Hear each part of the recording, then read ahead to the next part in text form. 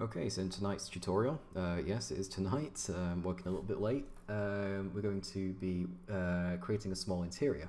Just one thing I did want to point out, in case you weren't aware already, it came to my attention recently, the ESP, when you go to load, when you open up the GECK again and there's no data loaded and you go to File Data, when you check both the Fallout master file and the Pirate Kitchen, or whatever your mod's called, make sure you do click Set as Active, so any changes you make in the GECK will be saved to this file. If I didn't select anything and hit OK, you'll get this pop-up. And if you make changes in the GECK by clicking Yes, and then you go to Save, you cannot save over this file. So it's very, very important that you do set this as the active, so that way when you've finished your product and you're ready to put on the Nexus, or you know, even if it's just something for yourself, you only have one ESP. So that's what setting it to active does. So any changes you do in the GECK will be saved directly to this. So if we hit OK and just let this load, you'll see up here it'll say in square brackets piratekitchen.esp. So that is the file. You can only have one active file. So that's just how important it is to know that. But anyway, now that I've illustrated that point, in case you didn't know, there you go. We are now ready to work on an interior. So the way how we do this is under the Interiors tab, we'll go to right click. In fact, let's you can either duplicate a cell and then rename it. You can go to Edit, right click, New, and then you can create a new one. There are your two options for creating cells. So we're going to create a brand new cell, just so I can teach you each of the settings that are there. So we're going to call this one YouTube Pirates Secret Hangout. No, Secret Base, let's just call it. Hit OK. Now, as you can see, it has no name. So what this means is if you hover your mouse over the door or its entrance, it won't really say anything. I think it might say Mojave Wasteland or something crazy. We're just going to hit apply and OK, and this is it down here, I believe. No, it won't be, sorry, hang on. We called it Pirate Secret Hangout, or YouTube Pirate, I should say. Let's go to Y. YouTube, oh, here we go. And what we're going to do is we're going to load it up here, so it's completely empty, nothing interesting. So we're going to go to Edit again, and first thing we're going to jump to is interior data and give it a name. We're going to call this one Mr. YouTube's Base, because we did call our pirate Mr. YouTube. Okay, that's the only thing that you really need to focus on in this tab. Moving over to the common data. Default acoustics, so the sound it plays, you want to go down to the int or interior, and now you can just select what you want. So if it's a little bass, something like that, you could set it to, let's have a look here, you could set something industrial, the Lucky 38 Casino, which is quite like a, sort of like a gushing of wind almost, being muffled out, I guess. I think this one's quite good. Quite like that one. And we've got music type. This is the type of music it plays when you're in the place. You can set specific ones. You can even have the 10-penny lobby music if you really want, but set it to default, kind of just fits the theme. Image space. This is basically sort of like the overall color that's applied to the atmosphere. It's a very hard thing to describe unless if you see it firsthand. So caves have a very greenish, darkish grey sort of look to them. The blackest and whitest, this is a very high contrast black and white. I wouldn't advise picking it, sorry, black and white test I should say. It's sort of like an attempt at black and white stuff. There's a lot of things in here that developers have done that they didn't quite remove. You've got the Tranquility Lane that has that greenish sort of Pip-Boy look to it. Yeah, you get the idea. So I like to pick the 10-penny image space because it feels quite warm and quite, it suits me. Can't travel from here. This will be usually checked. If you want to be able to travel from here, simply uncheck it. You can choose if it has water or not. I'll do a quick example here. So if we say height is 0, so basically at the 0, 0, 0 margin, that's where the water starts. If I set it to 10, the water will be 10 units higher. If I set it to -10, it'll be 10 units lower. And then you can choose the water type. Different waters have different colours, different effects, different sizes, that sort of stuff. For a simple base, I don't think there's much point having water. I don't think anyone really will. So I'll just leave that unchecked for now. Alright, don't worry about these. These I think are for massive cells, so we're not going to be worrying about those. Hand changed, I really don't know. That's a new one to me. No LOD water, meaning the water will always be high definition no matter what distance you are from it. LODs are very useful in game. It's a level of detail where the further away an object is, the lower the quality of it is because you can't see the detail. That's all LOD means, just in case you didn't know. Anyway, moving on to the lighting. Lighting is very important. You know, lighting is the secondary color applied to an image, basically. So you can have, you know, a green shirt and blue pants, but if the lights on you are very ugly, then that clothing, the clothes that you're wearing can also look ugly. Whereas if you had like a blue and red sort of contrast and lights, not ultra strong, just like very faint, like more like a warm light here and a sort of like a cool blue light there, it gives it nice ambience. So you can select templates. These sort of do all the work for you. So you can select, say for instance, the Ultralux template, and it sort of gives it that Ultralux sort of bluish sort of vibe that's going on inside. You've probably seen it in the casino. And then, you know, you can do that, or you can oh yeah, and also once you've picked what you want, you can choose what to inherit. Directional color. In fact, we'll go into all of these once we've placed our objects. So let's just stick with the Ultralux template. That's all these tabs here. Oh yeah, also once you've selected something, make sure you hit apply, otherwise the effects won't take place, and hit OK. Okay, so now we have our space here, but we need to put things into it. So going down to the world objects and then go down to static. I should not have clicked that, it's going to take a short while. Okay. Expand the, so by expanding the dungeons is basically interiors. It's sort of like the game's developers' nickname or slang for interiors. So let's go into industrial, just preview one of these. So as you can see, we now have the interiors we were looking for. So just a quick explanation, since we'll be working with the interior.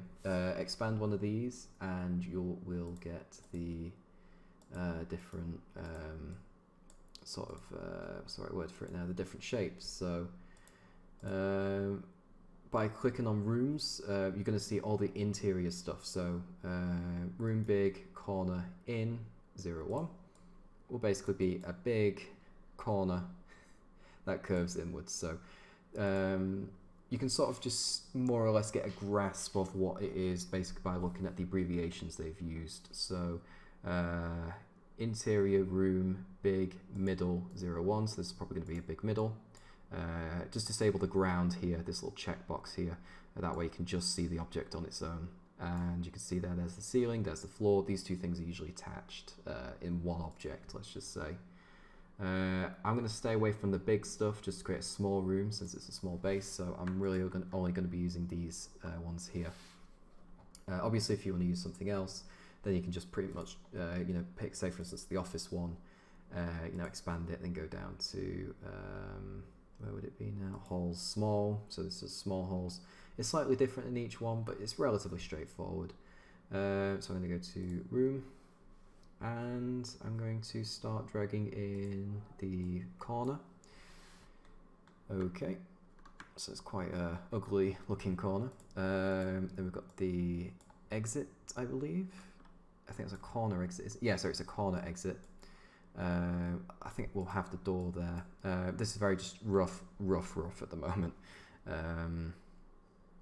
And let's just leave it at that for now. It'll be a very small interior. Now, the first thing you want to do is double click on one of these and set it to 0, 0, 0. So now we have the very, very center. And I'm just going to set to 90 just so I know where it is.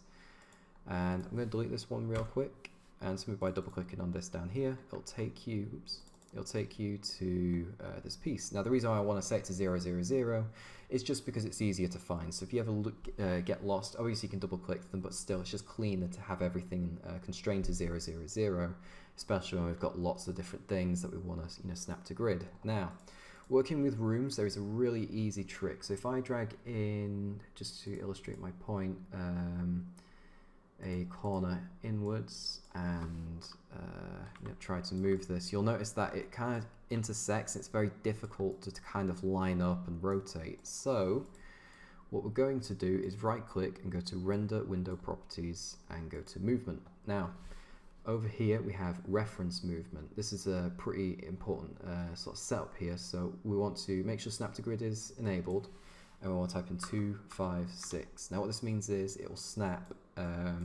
every 256 units. Don't worry too much if you don't know what snapping is. I'll show you very soon. And snap to angle, I'm going to set this to 90. Just so it snaps in 90-degree angles. Hit apply and close.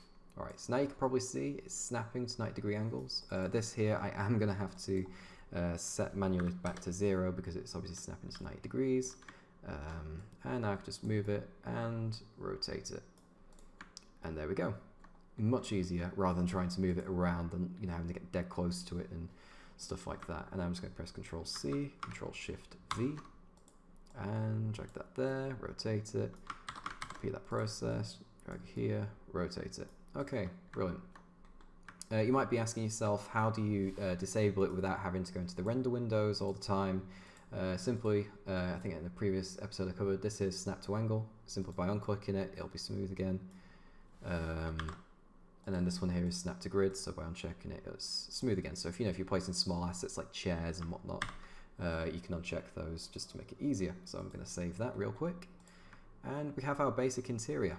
Now the next thing I would advise adding is probably just a bit of furniture. To do that, you would want to go to, so yeah, it was under World Objects, Furniture.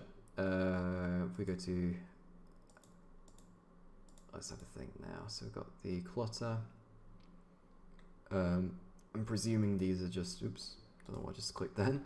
I'm presuming these are things like just mainly chairs at the moment, so we've got Caesar's throne there.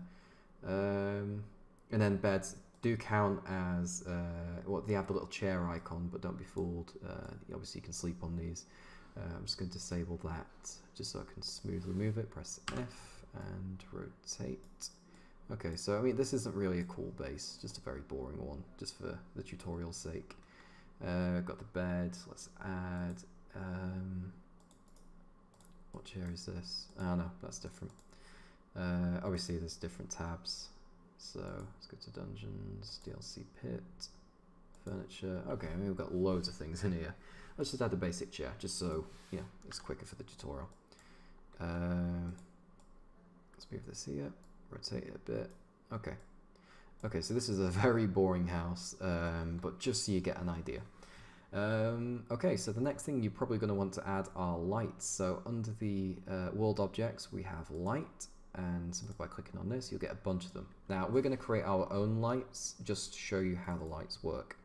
So ID, we're going to call this YouTube House Light 1. We're not going to add a script, there's no model to it. The radius is how far it reaches, so take note these, each one of these squares here is 256 by 256 by 256. So generally I like to set mine to 256, and take note they do have a fall off, so if we put them in the middle of this box, by the time it's reached the outside area it is at 0. So I do believe I set mine to 400 on most projects. I'm probably going to recommend 350 for now. So that's pretty much it. There's no destruction data really. Now the main thing you will want to set is the color. So by going to select color, you can choose the color. So I'm going to go for a warm light. Now I've done a lot of architecture in my career currently, so I'm very familiar with lights. Warm lights are very relaxing and soothing. They're desired by the eyes for comfort, whereas cold lights, which usually are on this end of the spectrum but they're not very saturated, they're good for energy and vibes, so a movable thing. And then you've obviously got white light, but nothing is ever pure white. Lights will always have a tint of blue or a tint of orangish yellow. Stay away from green light, that makes people feel sick. You might want to put green lights in. Usually in hospital scenes you'll see it quite a lot. They'll have green lights, usually somewhere around the yellowish green. That is the most sickening of all colours, believe it or not. And then you've got purple and red. These are more sort of sometimes they're used as party lights, sometimes they're used as attractive lights. You might have seen a lot of modern hexagonal artwork using purples and blues, and sometimes intense turquoises, greens, things like that. But usually they're all in moderation. So for this sake, this is a brilliant colour, this one here. I'm going to make it a bit more saturated because I know how the GECK underdetermines lights. So yeah, I think that's pretty good. Fade 1.25, I'm just going to leave it at 1. Then flicker effect, you can have it flicker, pulse, speed, so slow or just normal. I'm going to hit none. Never really going to need a quest item light, never really going to need a random animation or an obstacle really, I don't think. And this light can be carried. I don't think this was ever used in Fallout New Vegas, so do not worry about this here. And I don't think it's used in Fallout 3 either, so I'm just going to hit OK on that, and yes. Okay, so if we type in YouTube, there it is. Okay, brilliant. So what we're going to do is we're going to add this in. I'm going to set this to 000 just so it's, you know, right there. I'm going to enable snapping. The only thing I will change here is where it snaps. I'm going to set this to 1 to 8, just so I've got a little bit more free movement. Okay. Now, let's have a think. I want the warm light as soon as you come in. I want the warm light over the bed. And now we're going to create light number 2. So this one I'm going to make more of a blue, obviously an energetic blue. And hit yes, and zoom in a bit just so it's easier to place, and then 000 0. I'm just going to move it over there. So energy when he's sat down, and yeah, a bit of energy there. Now you might notice even though we've placed these lights, we can't see them. Very simple fix, just hit F5, and there we go. It's brightened up. So the contrast of these lights is not very intense. You might just be able to see this one's a bit more. Or what would you call it now? A bit more reddish orange. This one's a bit more blue. I did underestimate the power of these lights again, so I'm just going to increase that saturation a lot. Usually in other softwares I use, you hardly have to move it and it does all the work for you. But in the GECK, since it's an old engine using the Havoc engine, that's better. Okay, so yeah, you get where I'm going. My lighting techniques aren't very fancy. It's just a basic overview, really. Of lights. You know, when it comes to complex scenes, you can really make a massive effect with lights. So I'm just going to save that really quick. I'm actually just going to create a third light real quick, and I know I'm being a bit of a pain in the neck. This one's going to be red. I'm just going to hit OK. I'm going to reduce the radius to 200 and hit OK. I mean, I've given you a fair bit of industry knowledge as well to go on top of this, so I'm pretty sure I'm doing a couple of favours for your future game design, but I'll shut up very soon just so we can move on and work on the door. Let's go put this on the wall, ceiling, corner of the wall, hit F5. That is actually outside the wall, excuse me. I'm just going to disable that and hit F5. Okay, there we go. So now there's a little red splotch. Okay, sorry about that. I got very artistical when it came to lights. I'm a nightmare for that. Now we're going to move on to the door. So the only way you're going to get in here is either with console commands or with the door, and preferably if someone's playing your mod or if you're playing your mod, you want to get in with the door. So just save your progress just like I did then, just so you don't lose anything, and go to the door. Now very important note with doors is there are 2 types of doors in this game. You've got static doors and dynamic doors. Dynamic doors, when you press E on them, they open and you can see them open, whereas static doors are sort of like doors. Say for instance the Super Duper Mart, when you press E on it, it'll take you through, but it will play no door animation. That's a static door. So that's the difference with the doors here. So for this one, I think we're going to need a metal door. I think the most common door is this utility door here, and that should be the right one. It's going to enable snapping real quick. And okay, oh no, and okay, there we go. So there's my door. I'm just going to save it real quick. And now we need the door on the other side. So I'm going to go to the Bison Steve Hotel where I've put my pirate and put the door over there. So I'm just going to go to Bison Steve Hotel. Is it there? Okay, I've lost my character again. Go to all. Right click, use info, double click on him. Oh, Bison Steve 01, of course. Okay. And yeah, we're gonna get rid of this here. And do not worry, since we are only affecting the pirate kitchen, if we ever do load up the base game without this mod enabled, then obviously that fridge will be back where it was. Now we're going to go back down to the doors, which is there, and going to remove that text, and this one here, utility door. Now obviously you do need a door frame to make your doors look good. If there's no door frame, the door just sort of looks out of place, but just for the sake of this tutorial, since I've already spent a fair bit of time on lights, I'm just going to put it in right around here somewhere. Yeah, let's just have it floating in the middle, why not? Okay, so this is important. Double click this door and you're going to want to go to your base and load it up, and double click on this door. Now this is the trick with doors, at least the ones that we're going to be using. We're going to check this teleport option here and hit select reference in render window, and we're going to hover our mouse over this door and double click it. Now this is the door in the kitchen. I just double click the door in our base, obviously, and we're going to hit OK. Now you might notice these little yellow door markers. We're going to drag this outwards a little bit. Actually, I'm going to disable that. When you press E on the door, so let's just say in the kitchen, you come through here, this yellow marker is where the player will end up. Now you can move it all the way over here, and the player will end up all the way over here, but it's not advised. It's always a good idea to keep it close to the door. But the reason why we have this movement is just in case there's an object blocking the way, we can then just move it out of the way. And a nice little trick with this is if you double click the yellow marker, it'll take you straight to the door you've just referenced. So I'm just going to move this one here, rotate it like that, and there we go. That is pretty much it, really. So if we went in game now, that door would be there, which is kind of freaky. We could go through it. It would take us to this space right here, and we could see it in game. So I'm just going to hit F5 just to get the lights previewed and hit save. Okay, so that is pretty much it, really.